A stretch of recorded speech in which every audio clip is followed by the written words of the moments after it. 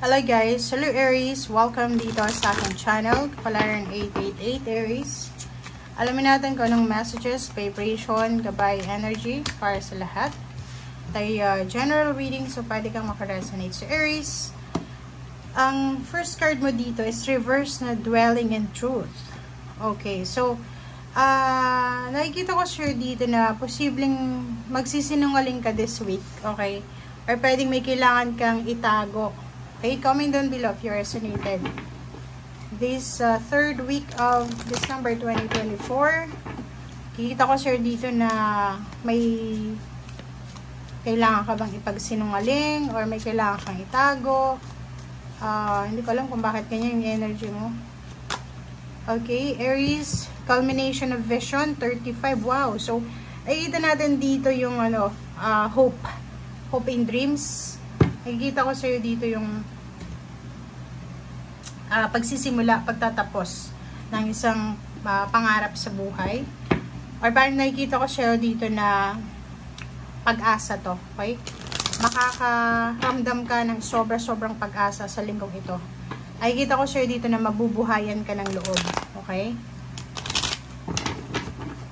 Babalik ulit yung confidence mo. Babalik ulit yung kung ano yung nawala sa'yo. Okay? Okay, Aries. Okay, 5 of Cups. Ay kita ko this week na marami kang pinanghihinayangan, maraming regrets, marami kang pagsisisi na nararamdaman sa linggong ito. Ace of Wands, sinasabi na huwag mong sisihin yung sarili mo. Okay? Be true to yourself, diba? Tanggapin mo, take responsibility of the situation, of your actions. Past is past, okay? So, let go of your past. Let go of the past. Kasi, wala na. Kailangan mong mag-focus, moving forward ka na, okay? So, the Emperor, nakikita ko sure dito na may isang Aries na sobrang excited. May isang Aries na sobrang confident siya. Stable, secured yung kanyang emotion, yung kanyang isip sa linggong ito.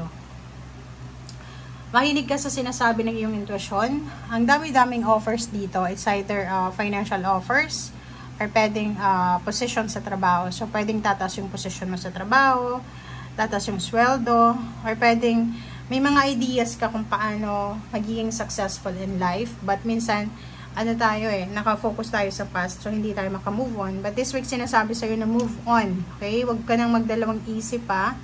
Pakinig ka sa sinasabi na yung intuition. It's time to move on. It's time to look forward, okay? Queen of Wands, isang good news ang posibleng matanggap mo na pwedeng magbigay sa'yo ng freedom, okay? Freedom sa lahat ng bagay.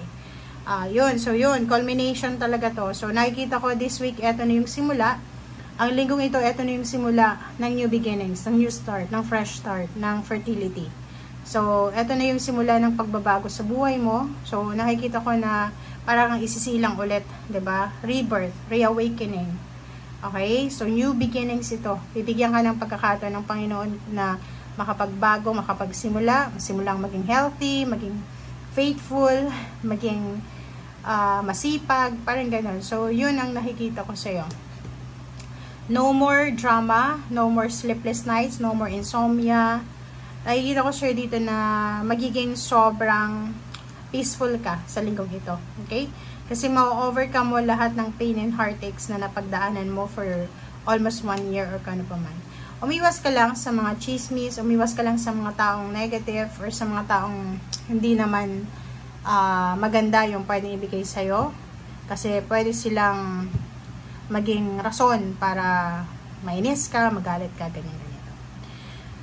Ito yung linggo na aapaw yung cups mo, di ba? Maraming suporta kang makukuha, emotionally and financially. Nakikita ko na magiging sobrang happy ka, fulfilled and satisfied.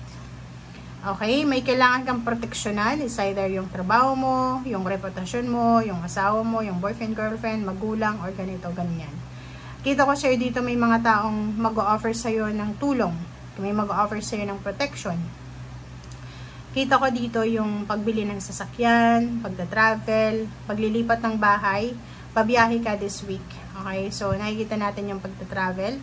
So ihanda mo yung sarili mo, pack your things kasi posibleng babiyahe ka na. Lilipat ka ng bahay, residence, or lilipat ka na ng lugar. Okay? Ang Hierophant na to maganda kasi sinasabi ng barahan na you are protected, you are guided ng mga right people. Okay? So, hindi lang ikaw yung masaya, the rest ng family mo ay sobrang saya sa linggong ito. Napakasaya. It's a surprise blessing, surprise announcement, surprise freedom, parang ganun, success, na posibleng makuha mo.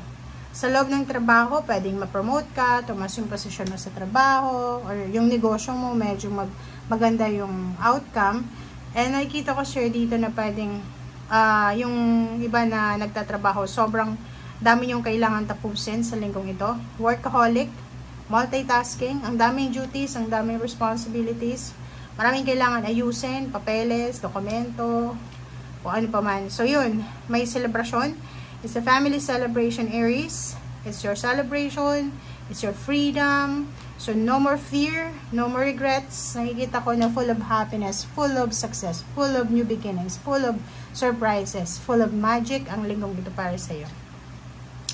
Physically, mentally, spiritually, emotionally, financially, stable, strong, ang nakikita nating Aries dito. And for Swords, siguro this week, ang gagawin mo, kung halimbawa busy ka sa trabaho sa umaga, sa gabi, matutulog ka. And sobrang marirevive mo yung energy na nawala sa katawan mo. Okay? So, sobrang pagod mo sa umaga, sa gabi naman, sobrang makakapag-rest ka ng mabuti.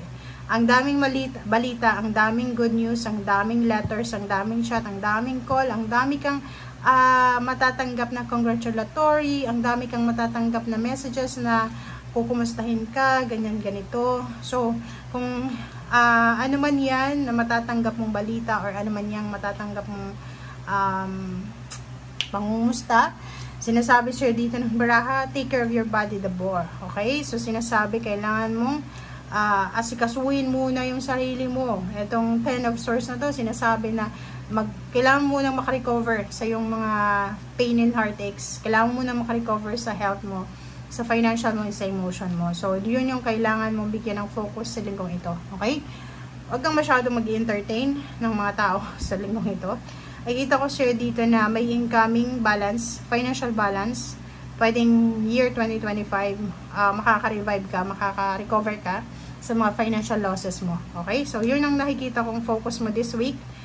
Celebration, freedom, joy, happiness, freedom, freedom, freedom. Parang nakikita ko sa'yo dito. Okay? So, thank you guys for watching and see you again. Bye!